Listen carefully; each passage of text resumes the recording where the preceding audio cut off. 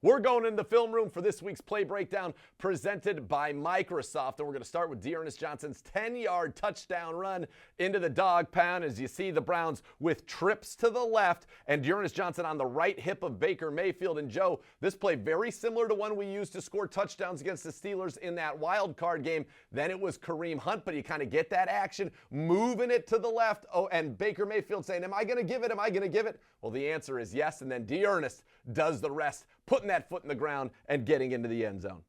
Yeah, the Browns get into a passing formation. You spread everybody out. And then that's a lot of times when you want to run the football because there's fewer guys in the box. There's more space when you get your double teams. And it gives your running back an ability to put his foot in the ground, be decisive, make one cut, and try to get in the end zone. And that's exactly the type of running back that D'Ernest Johnson is.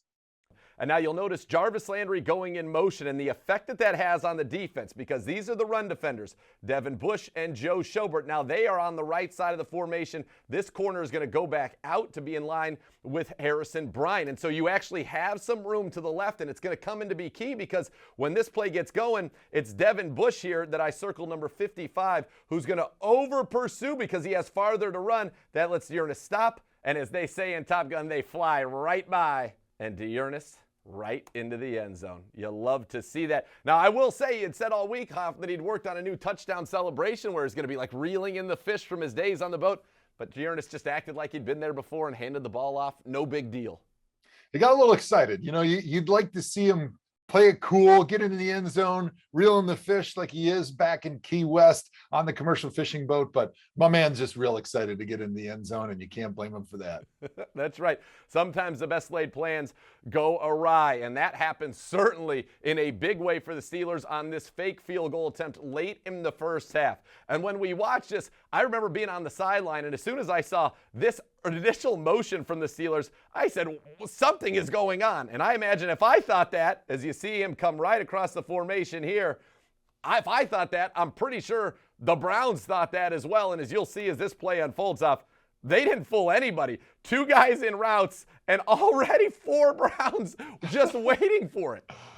I can't imagine what JV high school YouTube video that the special teams coach from Pittsburgh pulled this off of, and he thought that this was going to work. Like you mentioned, pre-snap, if you see anybody going in motion on a field goal, instantly those antennas are going to go up. Even if you had a field goal rush on, you're going to call it safe. One of the players in the Browns defense is in charge of watching for the fake and communicating to everybody on that defense that, hey, something's up. I don't feel good about it. Let's go to a field goal safe. That's exactly what they did. They were able to communicate it quickly before the snap, and the jig was up for the Pittsburgh Steelers. That's right. You see Anthony Walker Jr.